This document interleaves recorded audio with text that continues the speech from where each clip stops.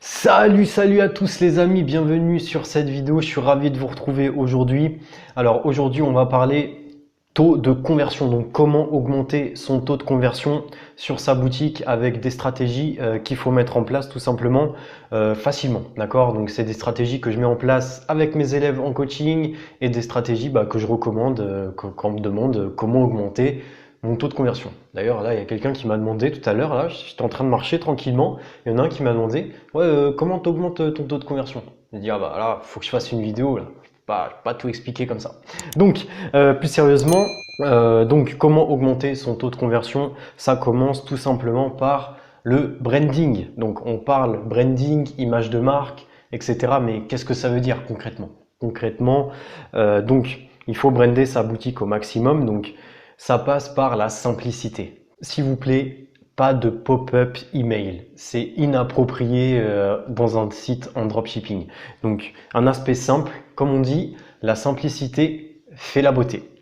Il faut un nom de domaine niché, donc ça, on va bien détailler ça durant cette vidéo. Et donc, le nom du produit a son importance. Ça, c'est hyper important. Et en fait, le nom de domaine et le nom du produit sont liés quelque part. Donc on va voir ça tout de suite dans quelques exemples qui vous montrent un petit peu le branding au niveau du nom et au niveau du nom de domaine. Donc c'est parti. Donc là on est sur un site qui s'appelle Kenza Louise et qui vend le Fitness Pad 3D. Donc c'est un produit qui permet de faire les abdos.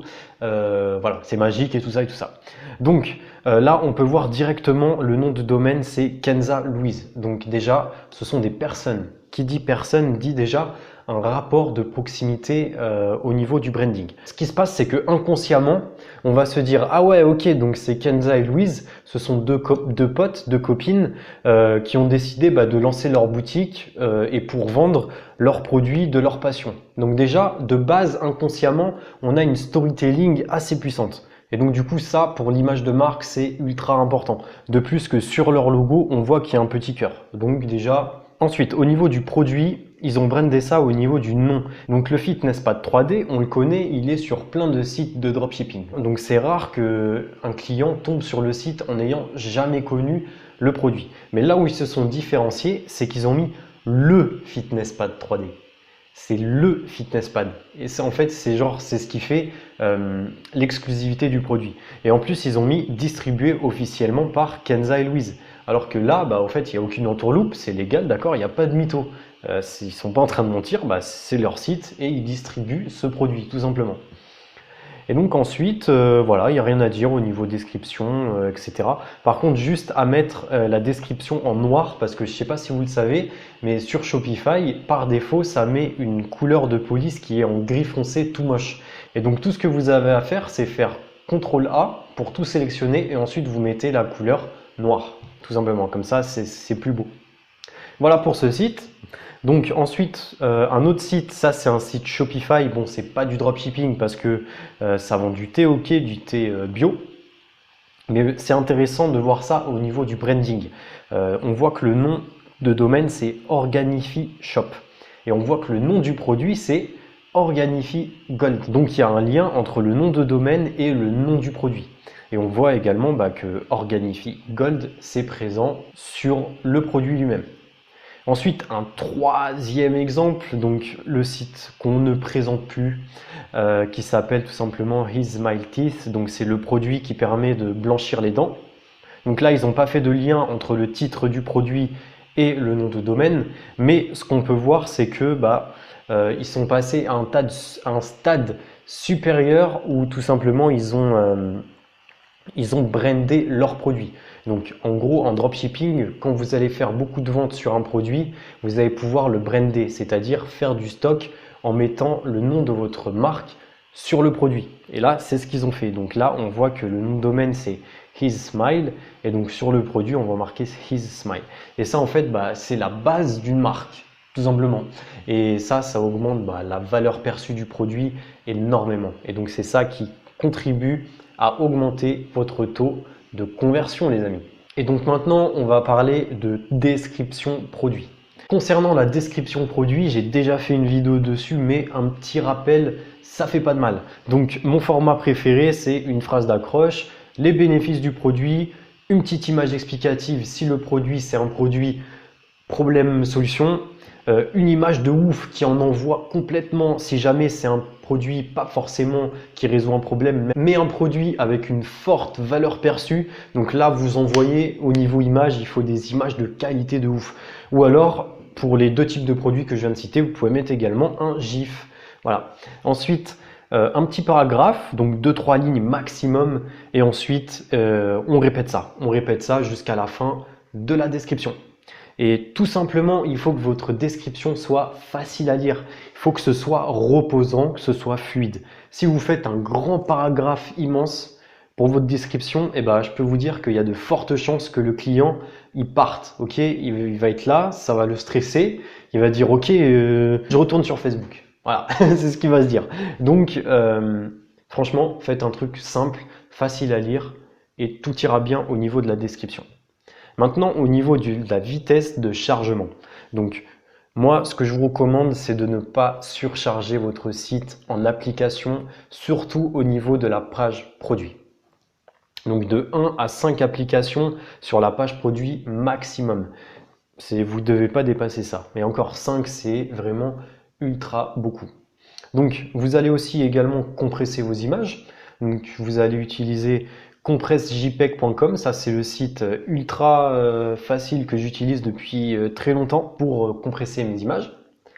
Donc moi ce que je vous recommande c'est d'utiliser un thème gratuit. Si vous avez des thèmes qui sont connus pour être rapides, ok, il n'y a aucun souci. Mais sinon voilà, utiliser un thème gratuit, c'est les plus rapides. Pourquoi? Parce que la majorité des thèmes payants, ce sont des thèmes gratuits auxquels ils ont ajouté des bouts de code à l'intérieur. Et donc, qui dit ajouter du code, dit ajouter du temps de chargement. Et donc, ce que vous pouvez faire, si jamais vous avez un thème qui vous plaît, etc., et qu'il est un peu lent, bah vous allez sur 5euros.com ou alors sur fiverr.com et vous allez tout simplement engager un développeur indépendant qui va regarder à l'intérieur de votre code et qui va enlever tous les surplus et les choses qui ne servent à rien et qui ralentissent le chargement de votre site. Et croyez-moi, il y en a beaucoup. Et donc, il y a de quoi faire. Et donc, maintenant, on va parler du marketing. Et donc, au niveau du marketing de votre produit, moi, ce que je vous conseille, c'est de personnaliser la chose. En gros, faire du jamais vu. Donc, si vous avez des compétences en photo, en vidéo, en filmage, etc., bah, faites-le, ok, il n'y a aucun souci. Mais en général, pour que ce soit fait de façon professionnelle, bah, on est d'accord, monsieur tout le monde n'est pas professionnel en prise de photos, prise de vidéos, montage, etc.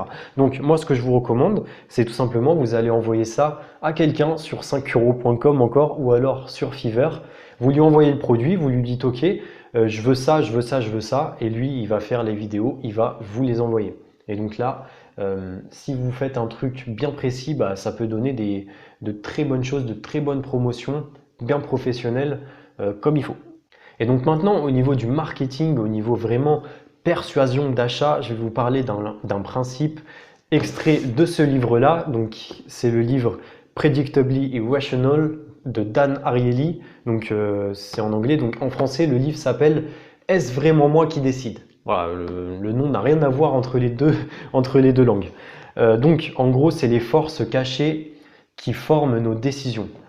En gros, Dan Ariely, c'est un comportementaliste économiste qui a fait en gros des études qui montrent un petit peu les comportements irrationnels que l'on fait en fonction des comparaisons en fait. Et donc tous nos comportements et nos décisions qu'on a au cours d'une journée sont basés sur des comparaisons, le principe de comparaison. Pour vous expliquer en détail et simplement comment fonctionne le principe de comparaison, laissez-moi vous montrer un petit exemple simple et efficace issu de ce livre-là. Donc, imaginons que vous vouliez louer des bureaux. Pour ça, vous allez avoir un agent immobilier, vous allez lui dire, voilà, je veux louer un bureau, etc. Il va vous dire, ok, pas de souci, on va visiter plein de bureaux. Il y en a plein, je vais vous les faire visiter. Et en fait, ces bureaux, ils seront dans des bâtiments. En fait, il y aura deux architectures possibles. Soit vous allez visiter des bureaux avec des bâtiments avec une architecture contemporaine, ou alors, il va vous faire visiter des bâtiments avec une architecture coloniale. Mais cette fois-ci, l'architecture coloniale, elle est délabrée. D'accord? Par contre, vous allez visiter un bureau avec une architecture coloniale en bon état. Et ben, le principe de comparaison fait que vous avez plus de chances de choisir le colonial en bon état. Tout simplement parce qu'il y a un pivot de comparaison avec le colonial délabré. Ce qui fait que l'architecture contemporaine, indépendamment de nos goûts personnels, eh ben en fait on a été indifférent parce qu'il n'y a pas eu de comparaison à faire. Donc voilà, c'est un petit exemple pour vous montrer le principe de comparaison. Maintenant vous allez me dire, ouais mais en quoi ça va nous aider à faire notre marketing? Donc maintenant je vais vous montrer un autre exemple. Donc un autre exemple du principe de comparaison, toujours issu de ce livre-là, eh bien c'est un journal, donc je ne sais plus la marque, avait proposé 3 types de souscription. Donc un abonnement en ligne à ce journal pour 59 € par mois, un abonnement à la version papier à 125 € et un abonnement à la version papier et un abonnement en ligne pour 125 €. Donc la logique voudrait que on ne prenne jamais la version papier seulement, parce que pour le même prix, on peut avoir la version papier et l'abonnement en ligne. Bien que la version papier soit totalement inutile. La majorité des personnes ne regardent pas, enfin maintenant ne regardent plus les journaux en version papier. Donc la majorité des gens dans l'étude ont choisi la version papier et l'abonnement en ligne, tout simplement parce qu'il y a eu la comparaison du prix avec la quantité d'offres. Voilà, tout simplement. Donc vous voyez que les décisions d'achat peuvent être influencées grandement via ce principe de comparaison. Et donc là, je vais vous donner un petit exemple concret que vous pouvez mettre en application sur vos boutiques. Bon, là, c'est un exemple grossier, d'accord, mais c'est pour vous montrer l'idée et ensuite vous adapter ça comme vous pouvez et comme vous le voulez. Donc, par exemple, une quantité, ok, donc 2 produits à moins 10%, 3 produits à moins 50% et 4 produits à moins 15%. Voilà, là directement il y a un principe de comparaison qui s'applique et donc les personnes voudront acheter 3 quantités. C'est obligé, c'est comme ça que fonctionne notre cerveau les gars, ok? Donc voilà, c'est à peu près tout. J'ai à peu près tout couvert pour bien booster votre taux de conversion les gars. Si la vidéo vous a plu, n'hésitez pas à vous abonner, à lâcher un like, à mettre un commentaire. Pour ceux qui veulent passer à l'étape supérieure, il y a le coaching, il y a également toutes mes vidéos si vous voulez sur ma chaîne YouTube. N'hésitez pas, il y a le groupe Facebook également, abonnez-vous et moi je vous dis à la prochaine les amis. Ciao ciao!